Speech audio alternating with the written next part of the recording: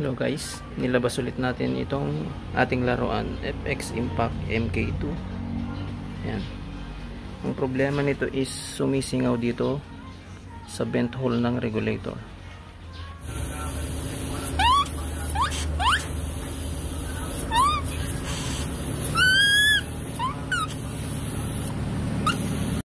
So kailangan nating palitan ng ito, Yuma Repair Kit Regulator Gen 3 FX Impact Crown Maverick Dreamline. Meron na din siyang kasamang piston, brass piston, and then yung mga washers nya, regulator washers. So kailangan natin ng super lube, silicone grease, pick tool para sa o-ring, and then ito yung ginagamit ng pantanggal ng tinik ng bangos para makukuha natin yung regulator dito. And then Allen wrench. Meron din tayong mga spare o-rings in case sumingaw pa rin siya, may pamalit tayo. So okay guys, simulan na natin. Okay, first step na kailangan natin gawin is kailangan natin tanggalin itong bottle, carbon fiber tank.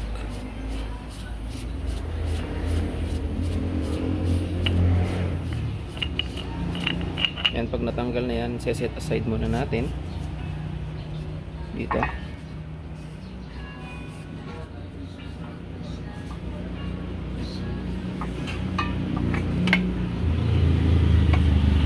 Next, etong pikati ni rail kailangan nating tanggalin. Yan, may mga allen dyan, isa, dalawa, tatlo, apat. So okay yan, so make sure na wala siyang hangin dito sa regulator side, 0 PSI, tsaka dito sa main tank nya, ayan, dapat 0 para safe, wala siyang hangin, walang hangin na natira sa loob. So next na kailangan gawin, tatanggalin na natin tong pikati ni rail.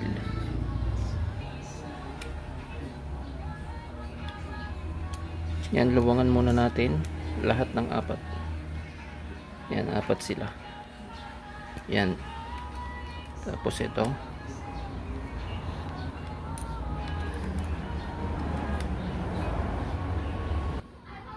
so yan guys, pag naluwangan natin, kailangan natin dahan-dahan iangat yan. Hindi mo na kailangan tanggalin yung mga apat na allen bolts. So set aside muna natin.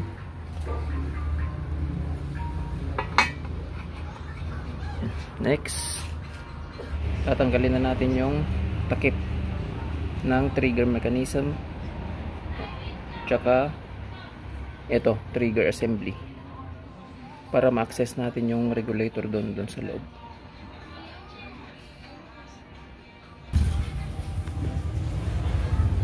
So ayan guys, tatanggalin na natin.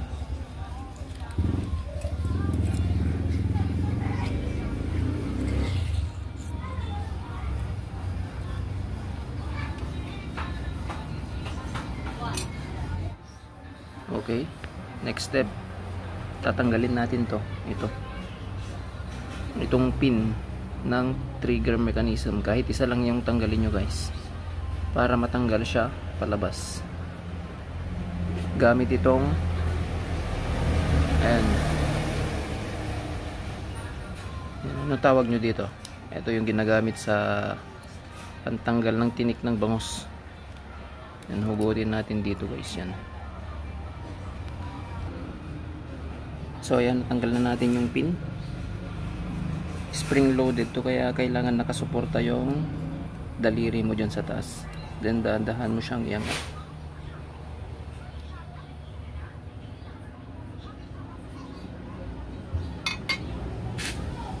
Ayun, kita na natin yung regulator. So yan yung papalitan natin ng Yuma.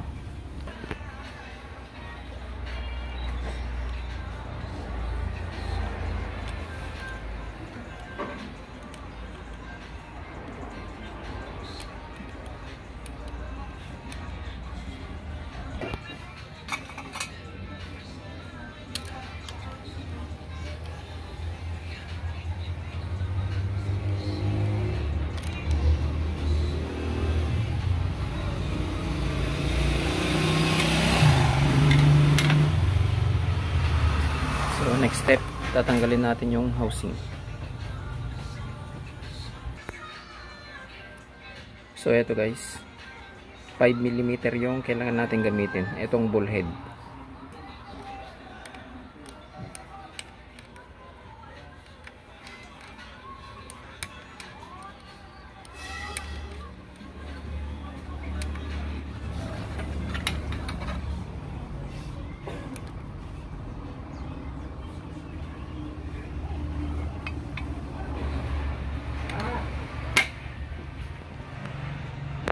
Next, tatanggalin natin yung regulator piston, nasa loob siya.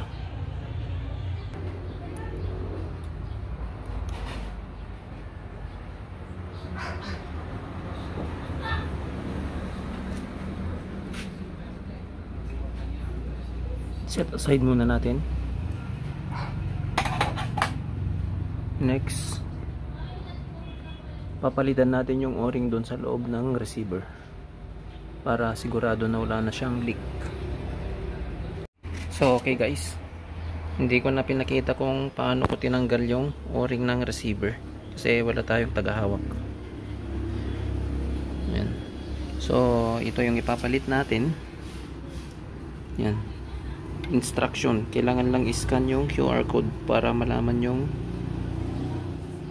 pag-install dito sa bagong Yuma regulator. Ito yung bago sa kanya, meron na siyang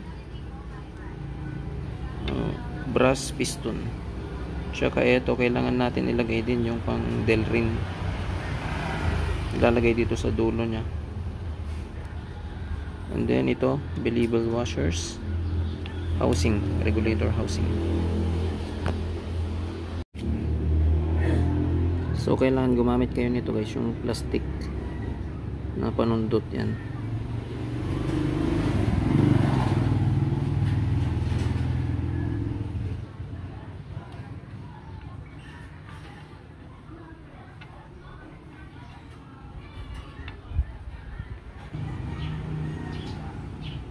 So yan guys, nandun na siya sa loob.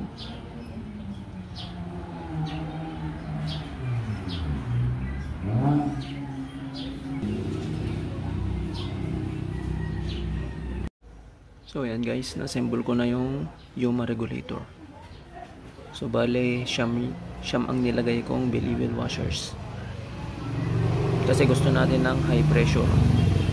Kung low pressure ang gagamitin, kung gusto nyo pellet lang ang bala ninyo, kailangan nilagay lahat yung 12. So ang orientation niya is concave, convex. Salitan lang yung paglalagay ng believable washers. So ganito yung arrangement ng ano guys, yung stock na AMP regulator ng FX Impact MK2. Ito yung arrangement ng believable washers. Bale yan yung piston nya. Ayan, magkasalubong lang yung dalawang washers, concave, convex. 1, 2, 3, 4, 5, 6, 7, 8, 9, 10, 11 yung stock na believable washers. Itong Yuma itong FX stock na AMP regulator. Bale ang nilagay ko dito guys sa Yuma regulator, ang gusto ko kasi high pressure is 9 lang yung washers nya, believable washers. So yan guys, assembling ko lang muna, tsaka lalagyan natin ng hangin mamaya. Ito yung tinanggal kong o-ring dito sa receiver. Andito siya guys, may o-ring dyan sa loob gamit kayo ng special na pick tool, itong brush, para masungkit nyo yung o-ring dito sa loob ng receiver. Meron dyan isa. So ayan na guys, nailagay ko na yung bagong Yuma regulator. Yung brass na piston, kailangan higpitan nyo siya paloob. Yung meron kayong mararamdaman na small resistance, wag yung mahigpit na mahigpit. Para pag nag-adjust tayo, hanginan muna natin yung tangke bago natin, pag counterclockwise, tataas yung regulated pressure. So ayan guys, nilagay na natin yung Yuma regulator. Subukan natin kargahan yung tangke nya para matingnan natin kung okay ba yung pagkalagay natin sa Yuma regulator. Dati kasi sumisingaw siya dito sa vent ng regulator, air vent. So update ko kayo mamaya guys, kakargahan ko lang muna ng hangin.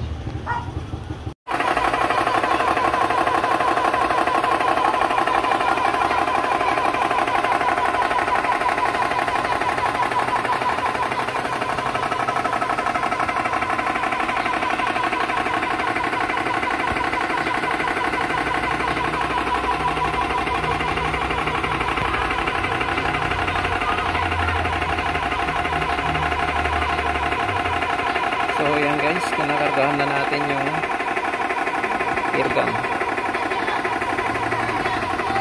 So mapapansin natin tumataas yung pressure nya.